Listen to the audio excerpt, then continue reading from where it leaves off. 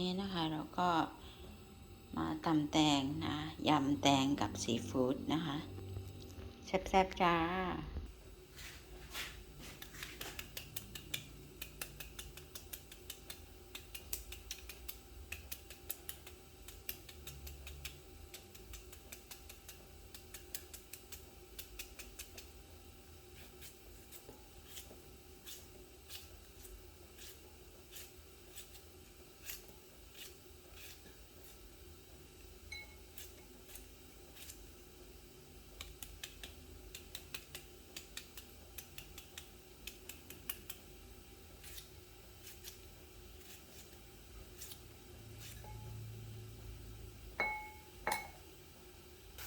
น้ำเดือดแล้วนะคะ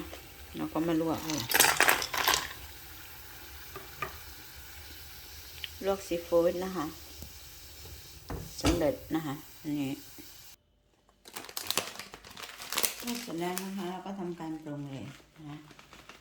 เอาพริกนะคะพริกบดนะคะลงไปนะคะผงชูรสลงไปน้ำปลานิดนึงนะคะก็น้ำปลาร้า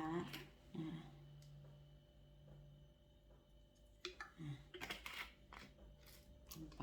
นะคน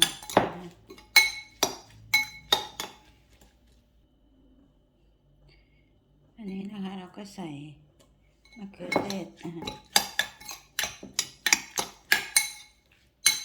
มะเขือเทศลงไปแล้วก็น้ำมะนาวนะคะเลมอนจูสลงไปนะคะ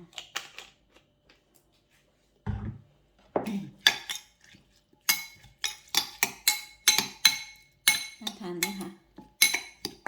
สีสันได้นะ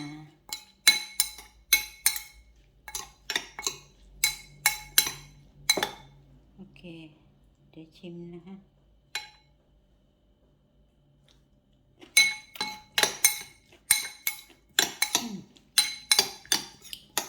จับแล้วนะคะ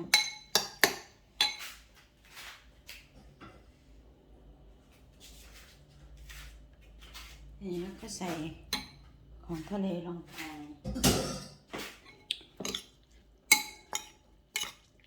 ใส่อาหารทะเลเลยนะคะ ที่ลวกไว้มิกลงเลยจ้าแซ่บๆนะคะคนเดียวจ้า